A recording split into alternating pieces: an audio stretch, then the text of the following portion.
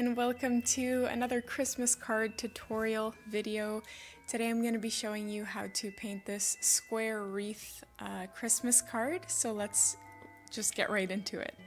As you can see, the first thing you want to do is grab something that is rectangular shaped. So I am, what am I using here? A lid of a jewelry box or jewelry box holder, but you can use anything rectangular. Just lightly trace the shape with a pencil. And then what you didn't see me do, but this is what gives it off that really cool effect at the end, you want to tape basically another rectangle, but you want to tape just outside of that original line that you drew with a pencil. So I think I left about a third of a centimeter, or maybe 3 millimeters, something like that. So just make sure you do that. And in regards to the tape, honestly, I used Scotch tape. You can use whatever tape you have laying around. I find Scotch tape works really well and it peels off quite nicely. So that's what you can use. And then we're gonna start painting our square wreath, or all of our winter foliage around that tape. The tape just allows us to freely paint around the square without having to worry about making sure that all the foliage is perfectly straight and ends in along a certain line. The tape just lets us freely paint and then reveal something beautiful at the end. By the way, before I continue with the tutorial, I just wanted to mention that this card, along with several others, are available in my Etsy shop as digital PDFs. For the price of a Starbucks coffee, you can purchase one of these cards and print it as many times as you want. You not only get a card PDF where you can cut it out into the shape of a card, it has guidelines on it, but you also get a PDF print. So if you just wanted to print out a giant copy and put it on your wall, you can do that. But it really helps me, as I don't really make any income off of my art, and Etsy is one of those small things or small ways that I can make a little bit of money so that I can keep these tutorials going for you. So if you've ever thought of supporting me or supporting a local, maybe not so local to you, but an independent artist, this is one of the ways you can do so.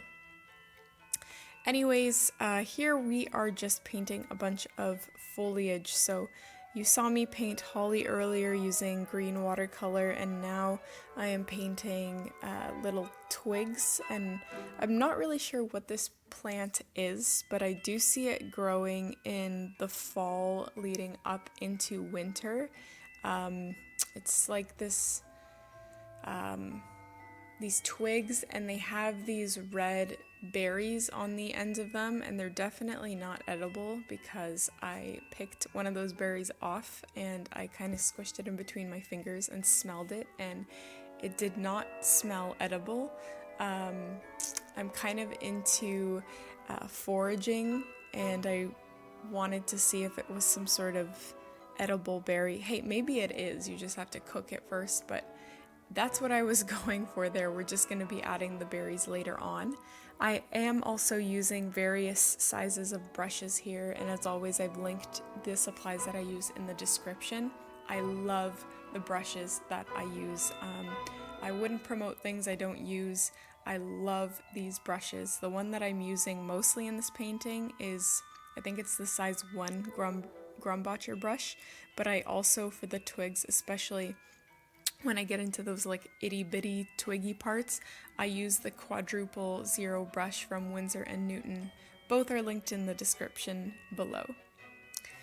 And for your holly or other green leaves and green foliage, you don't really have to be like specific and highly detailed, because the beauty comes from the chaos of the arrangement of all of your foliage. So I have random palm leaves growing, I have some pine branches, I have those twigs, and here you can see me adding those poisonous red berries onto the twigs. I'm adding the berries that grow on a holly plant.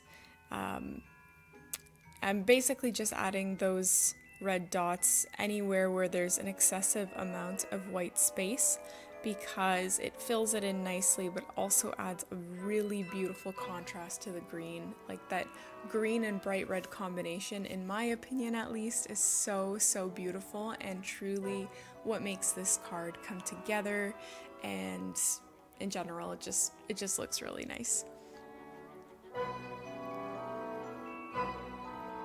So here I was just adding the berries before I was completely finished the card, just because I wanted to see how it would look like with all the berries added. It helped me visualize what to paint in the remaining white spaces. So here I'm painting sort of wider and darker leaves just to even out the excessive amount of red berries that I painted on. And because there is no uniform way to paint this, you can either just use mine as a guide, or you can pause the video after a few steps and replicate what I painted and then continue the video on, and in that way you can paint with me.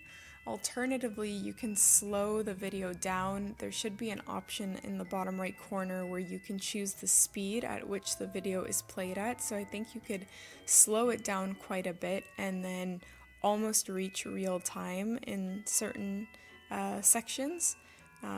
But I would recommend to just pause it when you've seen a few steps so you can paint them, and then resume the video to paint the next few steps. By the way, if you want some more guidance on how to paint pine branches, please check out my how to paint pine tree video that I released. It's gotten quite popular over the last while, I guess because everyone wants to paint Christmas trees, but I go into depth on 4 different ways to paint pine trees, so that might help you with that portion of the square wreath. Alright, so we are done that part. So this is always my favorite part, peeling off that tape. Oh, that just looks so good. The square, it's just perfect. So what you're going to do now is outline or go over the original penciled rectangle that you drew in. So I'm using just a fine tip marker, but you can use a black pen, you can use a thicker marker, a Sharpie, whatever you want, but you just want to make sure you're going over that original rectangle so that there is a very uniform white strip that goes all the way around your rectangle. And this is what makes this card look so special and so beautiful and professional, in my opinion at least. Don't forget to also pencil in your holiday greeting before going over it with a permanent marker, fine tip marker, or black pen. I only recommend the pencil because I frequently misspell things, not because I am illiterate, but because you don't always think when you're writing words. I don't know. I don't, at least. Alright, that's it. Thank you so much for watching. Don't forget to subscribe to my channel, like this video, and check out my Etsy shop.